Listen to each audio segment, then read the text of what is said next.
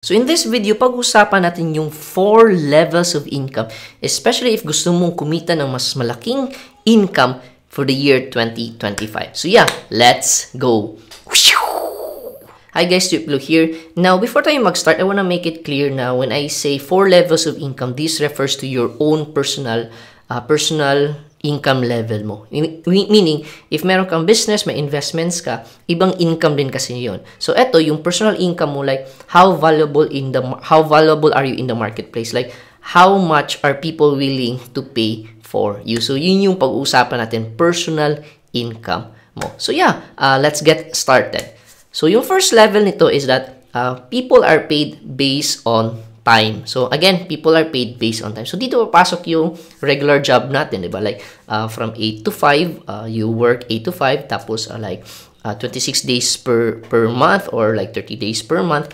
So, you're paid a fixed amount of salary. So, yun yung tinatawag natin, paid based on time. Kasi, like, no matter how hardworking you are, so let's say, in a month, like, sobrang busy ng work mo. So, madami kang mga deadlines na kailangan i-meet. Especially ngayon, like example ngayon, like December. So, sobrang daming kailangan gawin, di ba? So, no matter how busy you are, fix pa din yung pay mo, yung sweldo mo. So, yan yung level number 1, paid based on time. Another naman is, let's say for example, you're not so busy, like parang let's say medyo lax lang yung trabaho mo. So, same thing, you're still paid the same amount. And ito din, what's worse is, let's say for example, meron kang office mate na you're at the same level, okay? Pero you're more hardworking than your office mate. So, the question is, let's say, assuming natin same kayo ng income din. So, the question is, if you're paid based on time, like, no matter how hardworking you are, di ba? So, same lang din yung kikitain nyo. So, yan yung first level of income.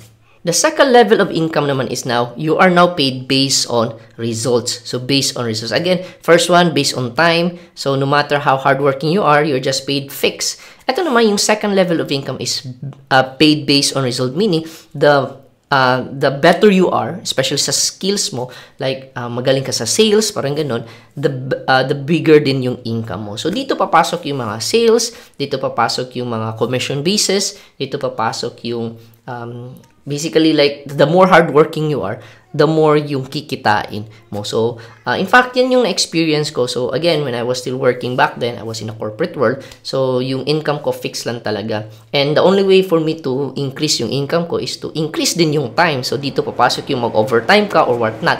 However, I realized na very limited lang din siya. So, doon ako na-expose to being a financial advisor. So, I was invited to become a financial advisor. And doon ko nakikita na pwede ka palang magbenta and then yung kikitain mo is the based on how many you're able to sell.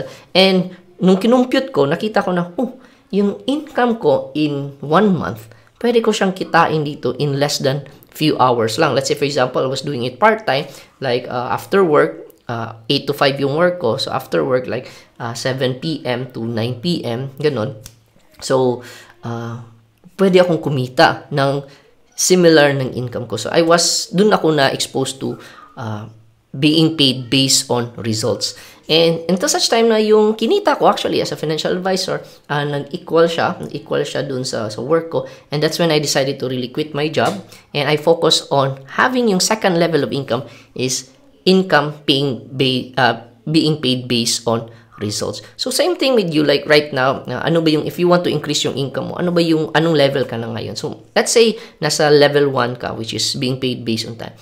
Find a way kung paano ka ba mag-transition to level 2. Like, how can you be paid based on results, based on commission, based on sales? So, let's say, for example, nasa work ka, is there a way ba nasa work mo, pwede ka bang ma-paid based on commission?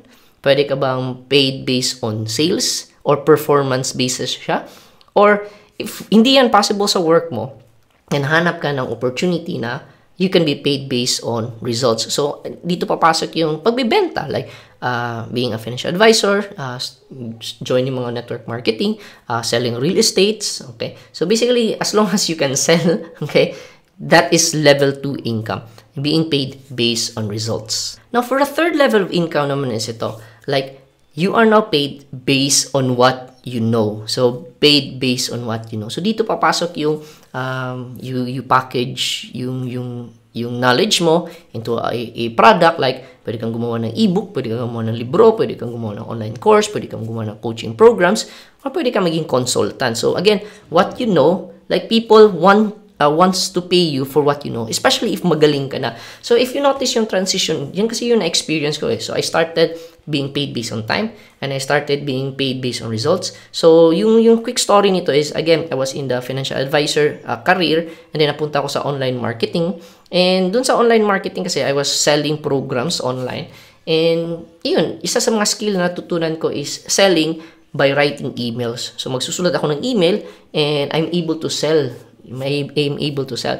And with that, people also want to know, paano ko ba ginagawa yun? So, like, people were asking me, like, hey, Tio, like, how do you write yung mga emails mo para makabenta din kami? So, I started creating a program. I started teaching it. At the same time, I started offering it as a service. And basically, people were willing to pay for the skills that I know, for what I know. And to such time, right now, nag-evolve siya from writing copy for other people. And then, right now, like, people pay me to consult them. So, parang naging consultant na din. Wherein, again, people are willing to pay based on what you know. So, like, ito yung negosyo namin ngayon. Like, how do we drive traffic dun sa business namin? So, syempre, if they don't know, they're gonna ask a consultant. So, dun ako papasok, and then I help them. So, ganito yung pwedeng gawin mo. Ito yung messaging na gawin mo. Ito yung pwede mong create na ads. So, people are willing to pay for what you know. So, yan yung third level of income. So, again, if you notice yung transition, you're paid based on time, paid based on results, and if you are proven na nakaka-produce ka ng results, people wanna also know how you're able to do it. So, that's why people are willing to pay you for what you know. So, yung question is, if you're currently being paid based on results, so let's say for example, nasa sales ka, sobrang galing mo magbenta. So, the question is, would your colleagues or yung mga friends mo or yung mga kakilala mo na same industry would also want to know how you're doing it? Because if they want to also know, then probably pwede mong i-package yung what you know and sell it as a program, sell it as a course, or pwede ka maging consultant to a business, and you can be paid based on what you know. And the question is, why would people pay based on what you know? So, ganito, example lang. So, there's a business currently stuck at 7-figure per month. So, yung kinakita nila 7-figure per month lang. And they wanna level up to 8-figure per month. And syempre, the reason why they're not able to do that, because probably they don't know something, diba? Meron silang hindi na, there's something that they don't know. So, that's why they go to a consultant. And yung consultant, because of what he or she knows, okay, what if I can bring yung business na to 8 figures? Okay? So, would a 50K, 100K consultation fee be worth it if I can help a business owner increase from 7 to 8 figure? Then, most likely, diba? Very worth it siya. So, that's why business owners are willing to pay people for what you know, okay? Because it can help them also na mag-increase yung income nila. So, yeah, basically, the third level is medyo advanced na talaga siya. Kung saan, you have to prove to yourself na you can produce results, and you can produce results to other people. And with that, people will be willing to pay you a lot of income for what you know. And lastly, the fourth level of income basically is that you are not paid for who you are. So again, you are paid for who you are. So regardless of what you know, regardless of time, regardless of results, if kilala ka na, kapag build ka na ng brand, like people know who you are, you can charge any amount of money. So, let's say for example, like, gusto mong makausap si Elon Musk, di ba? So, like, Elon Musk can demand any kind of price because he's Elon Musk. And, again, dahil proven na siya, he's able to prove results, he knows what he knows, okay? So, like, because maganda na yung branding niya, people are willing to pay whatever amount for that person. So, another example, let's say, Brother Bo Sanchez, a spiritual leader, di ba?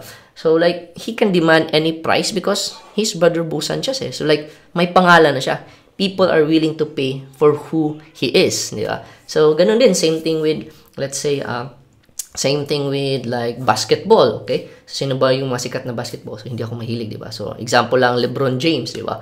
So, like, people will be willing to pay any amount just to be able to, yun, kapag take picture sa kanya, or pwede ba, exhibition match, parang ganun. So, he can demand any price because he is who he is. So, same thing sa atin.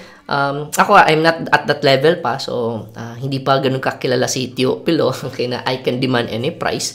But, basically, ganun makikita. Actually, realize this na, ganun pala yung progression ng personal income mo. So, first, you'll be paid based on time. Next, you'll be paid based on the results na you produce. And, dahil nakaka-produce ka ng results, like, people are willing to know what you know. So, they're willing to pay you for what you know. And then lastly, if you are proven, nakapag-build ka na ng brand, like people know you na you're, nakakapag-produce ka talaga ng results, then you will be paid based on who you are. Whatever price yung i-demand mo, like, people will pay. Kasi that's who you are. So yeah, yun yung 4 levels of income. You might wanna ask yourself, like, anong level ka na ngayon? Nasa level 1 ka na ba? Nasa level 2? Level 3? Or level 4? Or if, let's say, for example, nasa level 1 ka, how can you transfer or how can you transition to level 2? Or if nasa level 2 ka na, how can you transition to level 3? And if you're level 3, how can you create a brand so that people will be willing to pay you for who you are? So yeah, yan yung 4 levels of income, especially if you want to make more money this 2025.